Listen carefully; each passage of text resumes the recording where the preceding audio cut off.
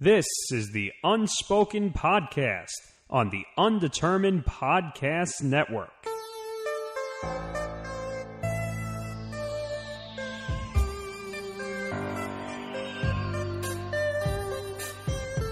You're listening to the Unspoken Podcast, part of the Undetermined Podcast Network. It's episode number 3, and Nick, sadly, we are gathered here today to mourn the loss of the New York Giants 2016 NFL season. Goodness gracious, I knew this was going to happen. It seemed to me, as, you know, we're both bereaved Giants fans, but, you know, in a way, I kind of expected this to happen because I had a feeling that the offense wasn't blowing anybody away this year, and as soon as Rodgers threw that Hail Mary to close out the second quarter, I was like, yeah, that was the point. It's like, it's pretty much done now. And Nick, I hate to say I told you so, but I told you so. It was either going to be we were going to go out this round or all the way. You did indeed tell me that. You told me so, and I will take my spoonful of crow and eat it. That's what I will do. More like your piece of humble pie. It's not like I was. You know what? You hope against hope with these things, and you're right. No aspect of life, I think, engenders more a sense of hope against astronomical odds than sports does. Absolutely. But we'll get to the Giants more, and as well as the rest of the NFL playoffs a little later. But first, we got some big news in the NFL world that's taken our top news spots this week, and that involves the city of Los Angeles. Yes, the San Diego Chargers are no more, and Dean Spanos has taken his bindle and he's taken his wares elsewhere. He's moved the Chargers to L.A., and finally L.A. has 2 teams, only one of which they asked for. So that's sorry, San Diego. I really feel for you. I really, really do. After 54 years in San Diego, they are now the Los Angeles Chargers. Of course, in the past, as you said, Los Angeles had 2 teams, but it was the Rams and the Raiders, not the Chargers. And the Raiders, of course, are still looking to move. They're looking to see if they can go to Vegas. Oh, boy. You know, that might not be a catastrophically terrible idea.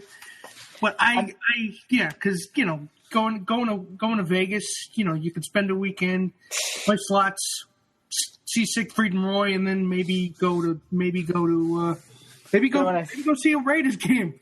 Yeah, there you go. Or the Golden Knights. The Vegas Golden Knights are starting up. You could, but the potential is there. I just don't see how Chargers fans are going to go way the hell from San Diego to L.A. to watch this team. I just don't know.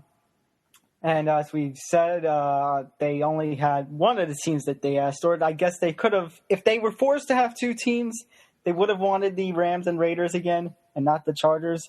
But let's just start with the discussion right here with this base question. Nick, football in LA, especially 2 teams in LA, good thing, bad thing?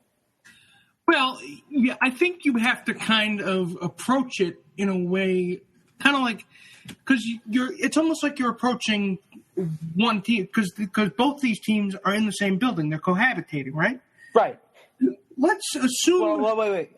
Starting in 2019, when the stadium is complete, City of Champions Stadium, I believe as of right now, the Chargers are going to play at the StubHub Center. Yeah, I think that's in. It's in Carson. It's in Carson. It's in Carson. Yeah. But it's very funny. You have on one end the Rams. Their temporary home is their old home, the Los Angeles Memorial Coliseum.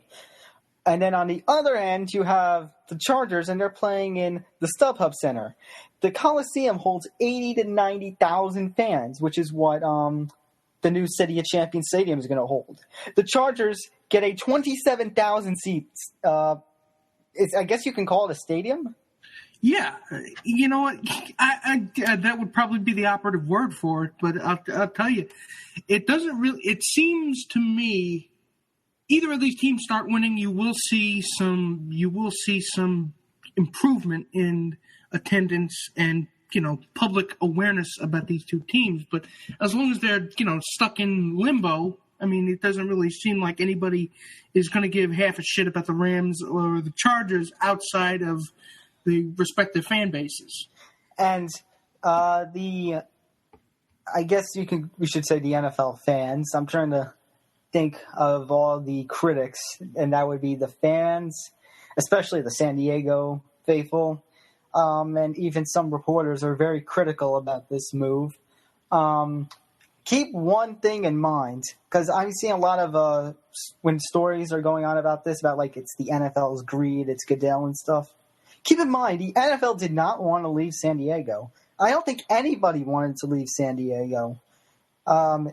There was a referendum held in November, and it was something about tax money, I think specifically hotel tax money, but I'm not too sure about that. I know it was tax money, though. It was a vote if that should be used to finance a new stadium for the Chargers. They needed 2/3 of the vote, and I think they only got up to like 40-something%. And, the city kind of stood up to Spanos. And, as much as it hurts, it hurts Charger fans to lose the team.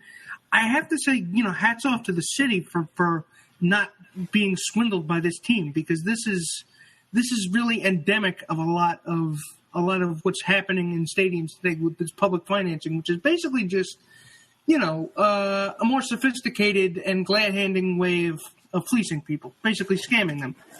Also, and, your point first, Nick. No. It granted, I'm not a financial mind. Neither of us are. That's why we do it. But I did honestly think I didn't think the Chargers were going to move to LA. I thought they were going to do it anyway. I thought two things were going to happen: either San Diego was going to cave, or Spanos was just going to say, you know what, I'm done trying, and just pack up and leave. And now they are leaving. What I was going to say was also keep in mind there's been a lot of evolution of stadiums over the last, not even 50 years, I'd say 20 years. It wasn't that long ago, 90s, early 2000s, where we still had baseball teams and football teams sharing the same stadium. I can recall Pittsburgh with the Steelers and Pirates, Oakland with the Raiders and the A's. I think San Diego with the Padres and the Chargers. It was a Qualcomm Stadium or something like that. Actually, before the Padres moved into Petco Park. Right. But now there came a point where every team got their own stadium for the most part. I mean, a couple of soccer teams share the same thing. Share the same stadium as some other teams in the town, which is fine. But now we're getting to the point where I think it's a lot of not just public funding, but a lot of luxury boxes too. I think that's becoming a big thing as well. Yeah. So you want to talk about the evolution of stadiums? Just look at Jerryland for Pete's sake. I know it seems. It doesn't seem like that's what makes MetLife, and that's what makes MetLife kind of a diamond in the rough, because you see a lot of these new football stadiums, and they seem to be tailored to everything but the game. Right. It's like you're there to do a million different things and also a football game, whereas MetLife's kind of. Not to criticize the aesthetics of the stadium, but it kind of looks like a stack of Venetian blinds. It does, and the gray look really doesn't do it any. It makes it stand out, but at least the game is the focus. Yeah, the game is the The game is the focus. That's really what I think. The Maras and Woody Johnson. I think that's what they wanted when they had the stadium built. At stadiums today, you have the kids park over here. You have the social media place over here. You've got the pool over there. Pool. And then, of course, there's the game. It's no, you go to MetLife Stadium, there's the game. Because look at what's the name of the 49ers new stadium, the one in Santa Clara? Levi Stadium. Levi Stadium, yeah. it seems like they're doing all this stuff to distract you from the idea that the team actually sucks. Yeah. I can't really say poor 49ers because, I'm not a big of a 49ers fan, but I mean poor 49ers fans. Like, look what you have to put up with. And 3 years ago, you had a championship caliber team, and now you have this. I do have a confession to make, though. What's that? When I was a toddler, I was a 49ers fan because when I was 3 years old, my mother got me a Jerry Rice jersey.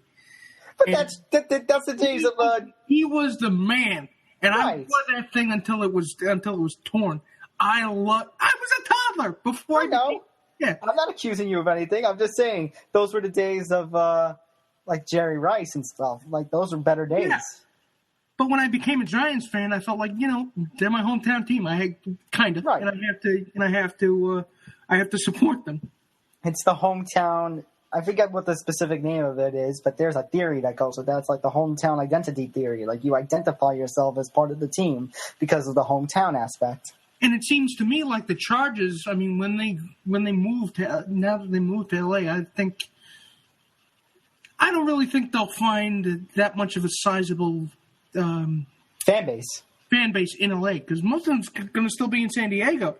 Right. I think that's been one of the other concerns is the fan base there. But now I'm going to turn the tables towards San Diego. Here's a question. You're a Chargers fan, hypothetically. Do you stick with the Chargers?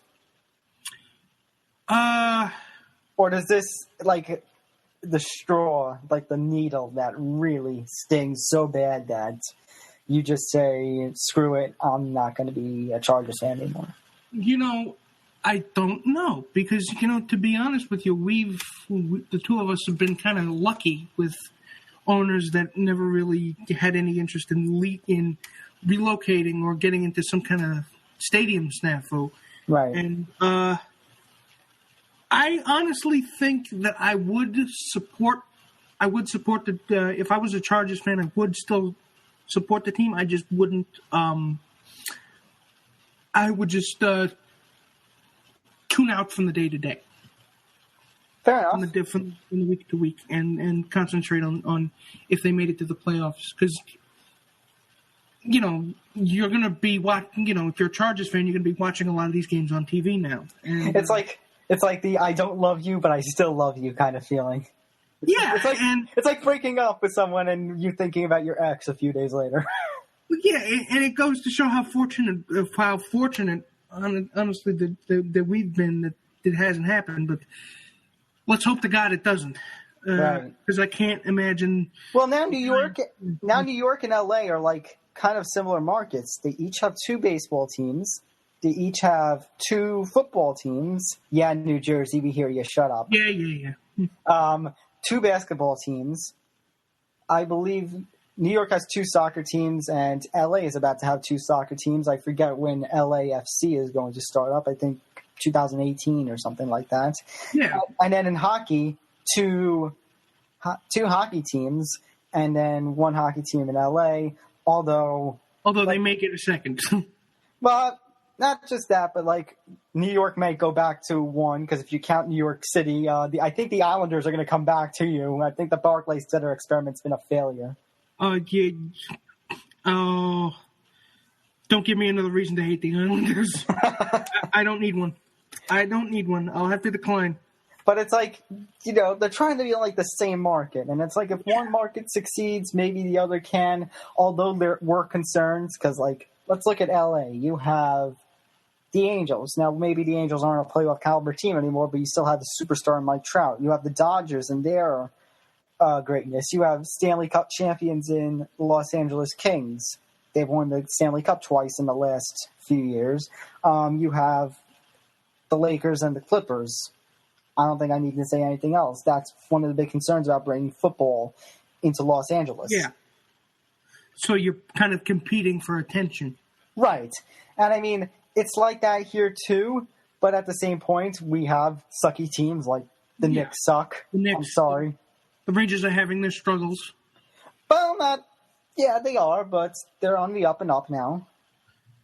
Well, let's hope. Yeah. Oh, God, let's hope. Here's my other concern. Do you feel deja vu, Nick? I mean, let's think about the reasons why the Raiders and Rams left originally. The Rams originally left the LA Coliseum and went to the Angels Stadium back in the 80s. And keep in mind, the Rams were like the original LA team. There were no Angels at that time. The Dodgers were still in Brooklyn. And I think the NBA was still in its infancy as well. It was actually. So the Rams were like the original. Yeah, and the Rams were there for like nearly 50 years in LA. But like around the 40-year mark, they left the Coliseum, went to the Angels Stadium because they couldn't sell out every game because 80,000, 90,000 seats. The NFL would put in blackouts for the local games. And they were just in a really bad neighborhood. So they left, and then the Raiders come in. And from doing my little research on this stuff, apparently Al Davis thought. Let's keep in mind also Al Davis moved the team without approval. Yeah, he kind of stole the team in the middle of the night. Right, and but then the Raiders, they weren't there because Al Davis had this thought of they could probably have the NFL on pay-per-view, and he could get amenities. I think the word is amenities for the stadium, and those never came about. So after 12 years, they said, screw it, and they went right back to Oakland. And but it doesn't really give me it gives me flashbacks to, if you remember when the Browns relocated, when they became right, and in 1999, and when the Colts moved from Baltimore to Indianapolis. Right, but where I was going at is that LA Coliseum, where two teams tried and they failed, 80, 90,000 able to be seated. You go to this new City of Champions Stadium that's going to open in 2019, 80, 90,000 fans seated, and these Super Bowl, I think Super Bowl 55 has already been awarded to that stadium. It's like, those who fail to learn from history are doomed to repeat it. Yeah, exactly. I guess they feel like if they box the turd up in a nicer box, people won't notice. I guess they won't. They'll think it's a box of chocolates and not a box full of turd. Well, that's my big concern. I could come up with. It's like, on one hand, I want to say, okay, they're not in their main stadium yet. That stadium hasn't even been completed, and it looks really nice. Let's wait until they've played a few years in that new stadium.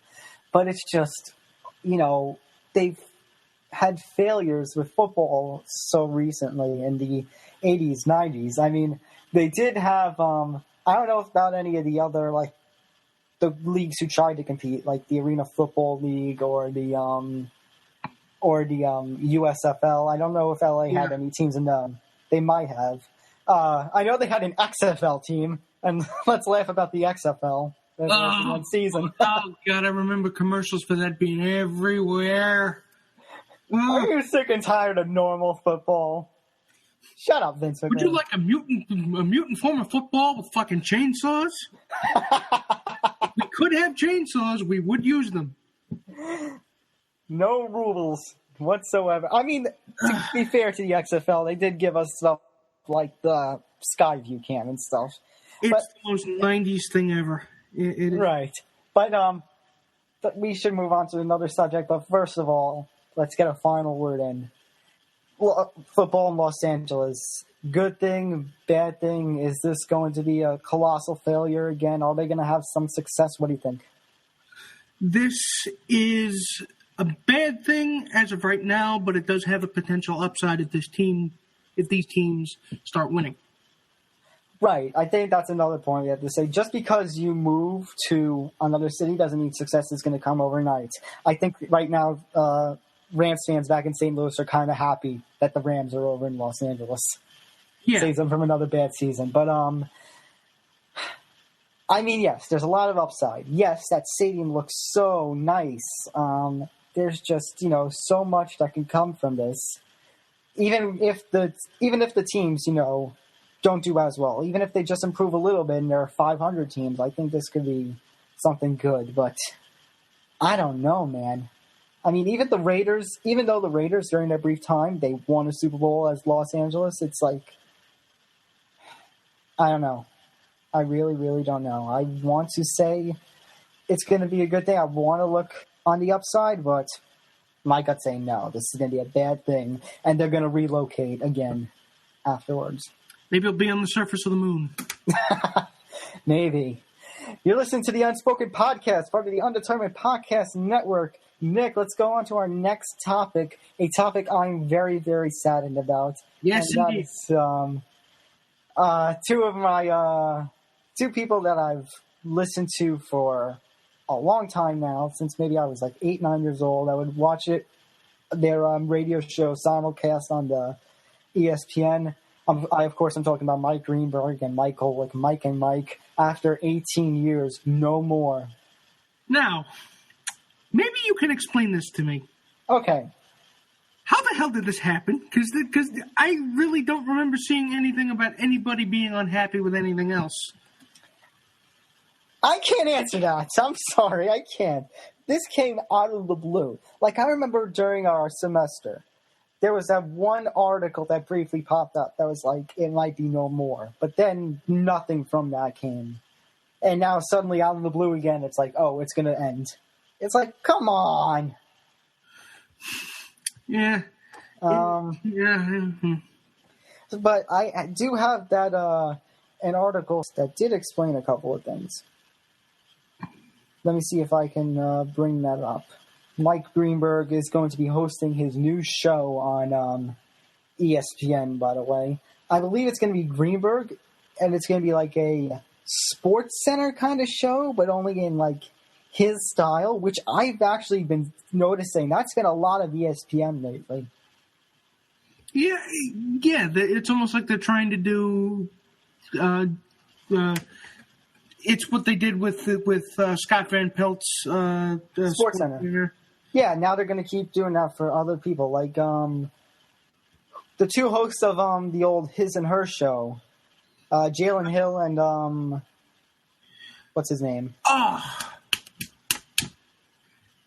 Oh God, it's slipping. It's right on the tip of my tongue. I right, but the old His and Hers hosts, they're now going to have. I found out last night their own kind of show, which is going to be, they're going to bring elements of their old show, the His and Her and the By the Numbers show, and they're going to make it into their own little Sports Center-y like thing. And now I guess Mike Golick is going to, Mike Greenberg is going to have his.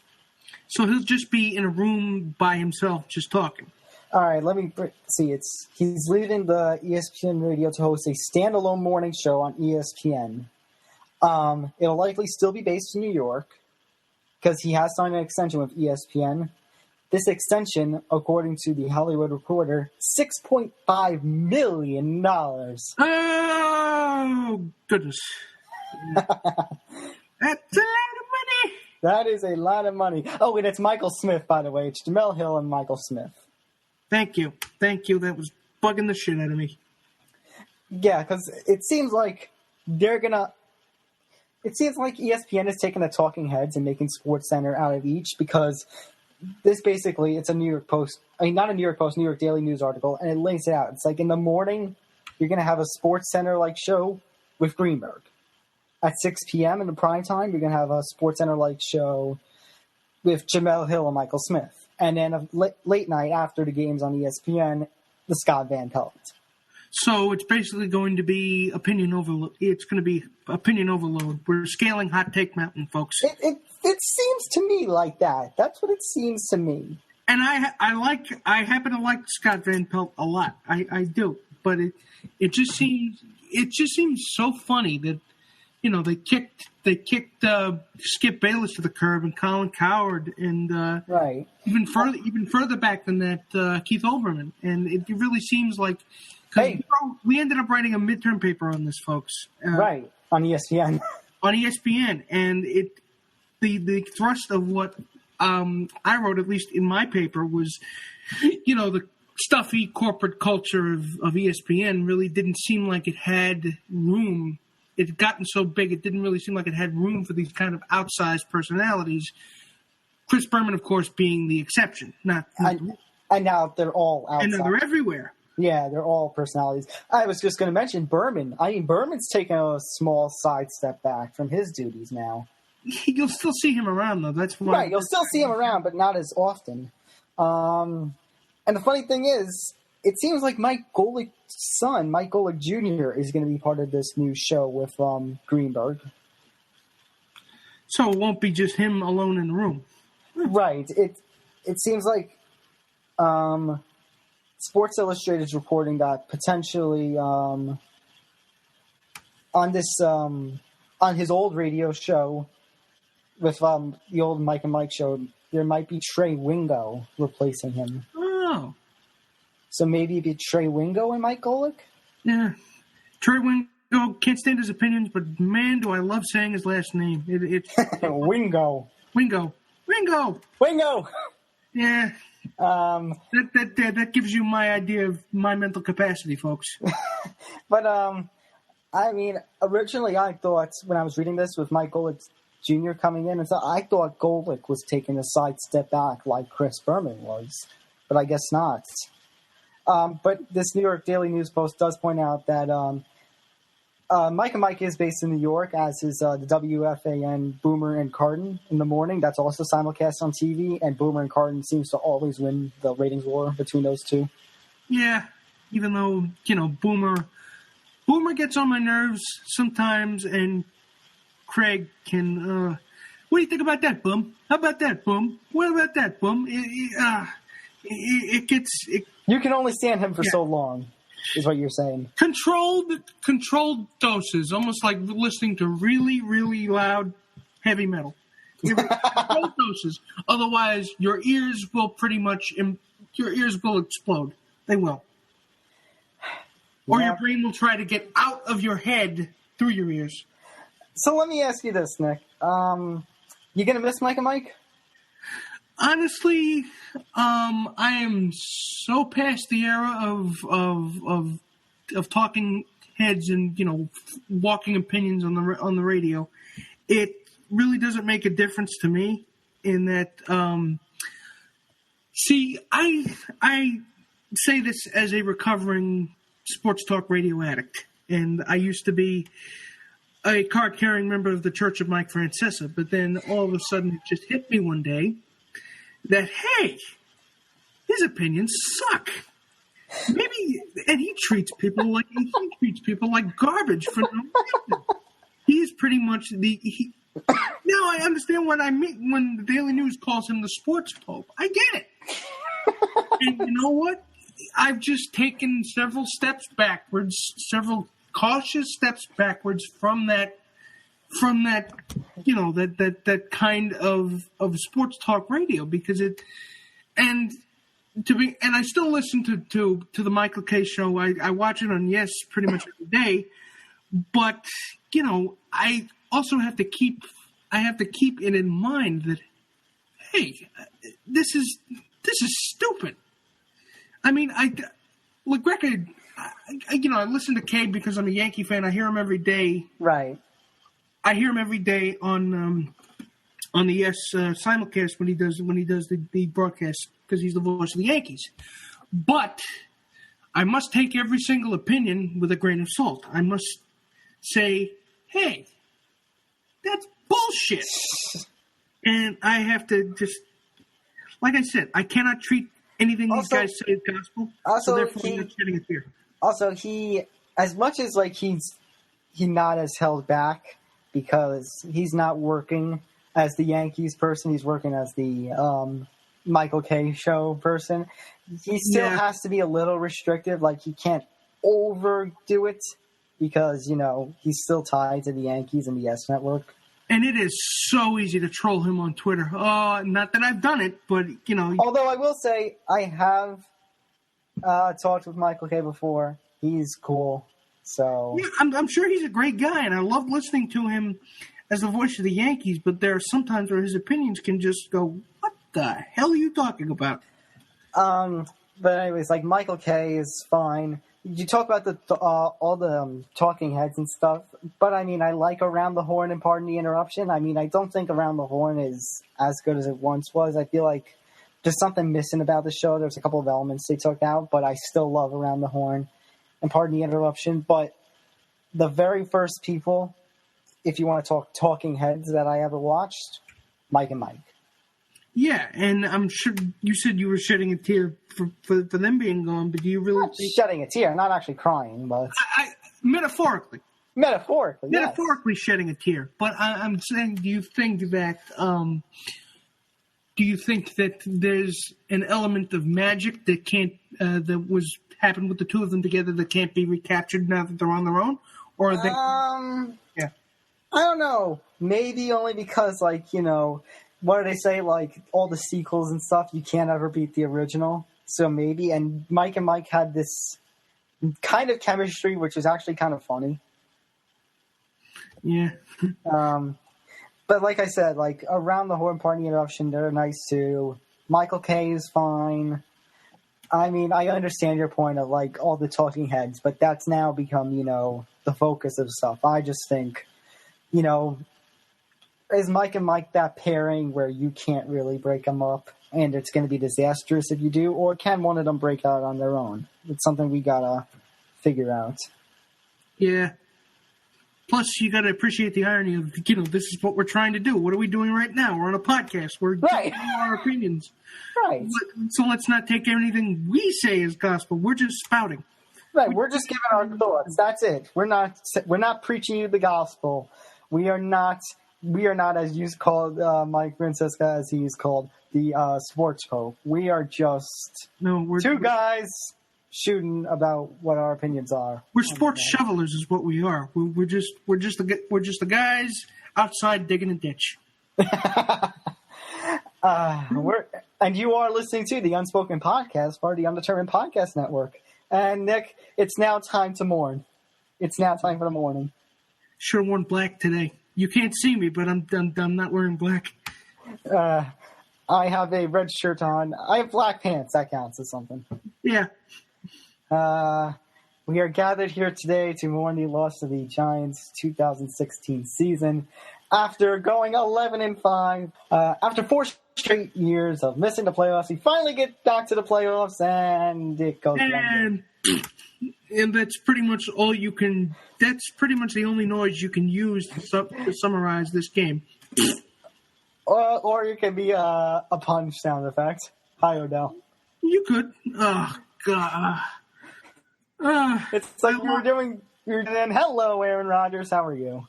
Yeah. If you're listening, Aaron, if you're listening, we respect your talent, but God, why are you so perfect? Why? You're making the rest of us ugly mugs look bad. Yeah, I mean, Aaron Rodgers, I have to give him credit where credit is due. He is a hell of a football player. He's a hell of a quarterback. It just sucks that it had to be against the Giants. But where does the blame lie in the outcome of this game? I mean, we didn't talk about it, but it comes up a lot now that the Giants did lose last week. The Miami trip. Oh, come on. You can't seriously believe that. You can't seriously believe that. Not a whole lot. Oh, boy. And, you know, a couple days after, I don't know if you actually did see the reaction the New York sports media had to his game and everything that happened up to the week and his reaction after the game. You would have think the hot take volcano pretty much exploded.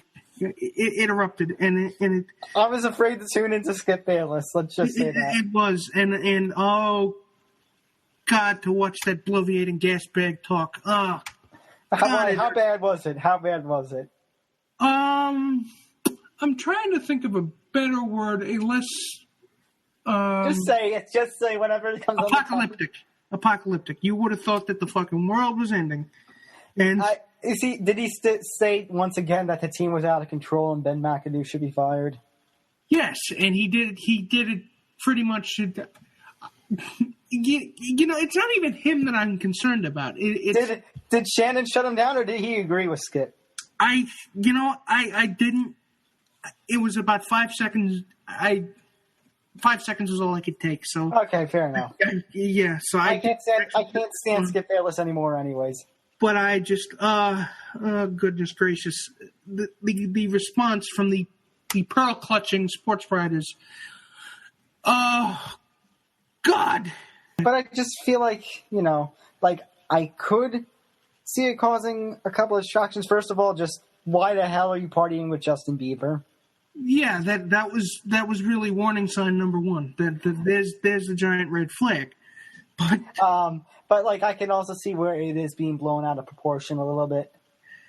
It was an off day. I mean, these guys do pretty much what they want. They're making a hell of a lot more money than I'll ever see in my lifetime. And I just can't stand everybody who's blaming Eli Manning. Eli did nothing wrong. I'm sorry. He wasn't as sharp, but it's not really. He wasn't sharp, but it's not like Odell Beckham Jr., who was dropping passes that he normally catches. Yeah, Sterling Shepard too. Sterling Shepard too. Let's not have all the blame on him because right. Sterling Shepard, Eli a little bit. Everyone's saying, "Oh, it's time for Eli to go" or something. So you suddenly want Nassib. Right. You suddenly want what's his name? Freaking Nassib taking over. Ryan Nassib? No, you don't. You don't want Ryan Nassib. Even Ryan Nassib doesn't want Ryan Nassib. But that's the thing. I feel like Eli. You're talking about a multi-time Pro Bowl selection, a 2-time Super Bowl MVP. Oh, he should go. After what? 1 season? And here's my bigger thing. Okay, I'm not even going to call out the Giants. I'm calling out the Giants fans, my fellow fans. Because the reaction I saw to the loss was pitiful. I'm ashamed to be even associated with some of my fellow Giants fans. I'm sorry. So I didn't catch this, so why don't you explain to our viewers? Okay, no, because it was in a couple of my friends on my newsfeed on Facebook. So I hear a lot of things. I think I briefly texted you about it, but I didn't tell you the full details. You didn't tell me the whole thing, though.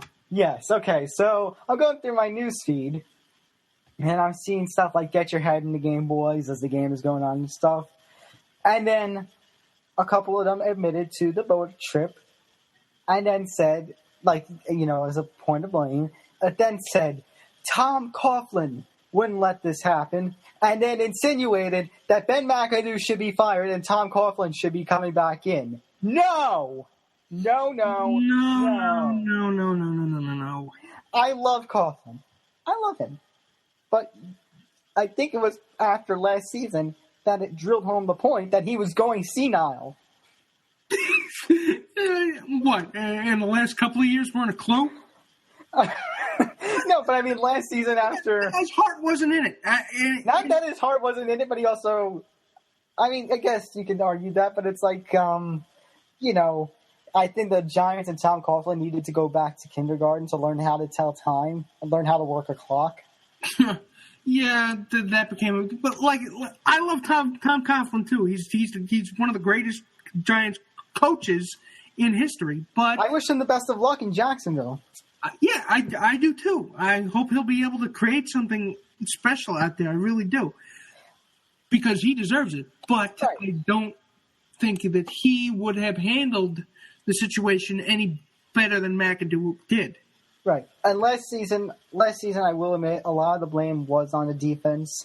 I mean, we were talking about the start of the season and then the Odell Beckham Jr. attitude problems that were coming up. But the defense. But the defense, got better this season. The signing of guys like Damon Harrison, I think, settled everything. Olivier Vernon. Even JPP came through, even with his 8.5 fingers. Whatever works. Right. If you can do it with only one hand, do it. Of course, now JPP wants this multi-year $1 million contract. Fuck off. I really did love seeing him in a Giant uniform, though. Right, but with 8.5 fingers, you might take that risk. I don't know, especially if he can be what he did. He did this past year. I think fair enough. But my point. We just had a whole season of reinnovation, of bringing back the success. Reinvigoration, yeah. We had 11-5 after years of 9-7, 7-9, 6-10. You suddenly we went 11-5. You suddenly want to go back to those seasons? No, I don't want to do that. No, I don't want that either. But I just think, yeah, we lost. So that should ruin a good season. We have to say this is probably the best season we've had since we won the Super Bowl because it's the truth. It should ruin progress, because there is progress being made here. But having said that, I don't blame a loss to the Packers because on the other hand, there are a few of our fellow sports heads saying it's just Aaron Rodgers having a good game, and they're right. If there's one team I would accept losing to in this postseason, it's the Packers. And like I said, you gotta respect the ability of that man. And the way he played, and the way things just seemed to go right for him during that game, they can take this all the way. I'm convinced. Absolutely. So they are the last line of defense from seeing the Cowboys in the Super Bowl, and we don't want that. So now that we're done ranting and raving and venting about the Giants season, we do have NFL divisional play this weekend. Let's go through the games. Let's give our thoughts briefly in our last few minutes here on the Unspoken Podcast, part of the Undetermined Podcast Network. Let me bring up the schedule. We can go through briefly one game at a time, see what we think. We will start with the Saturday 4:30 game, the Seattle Seahawks and the Atlanta Falcons.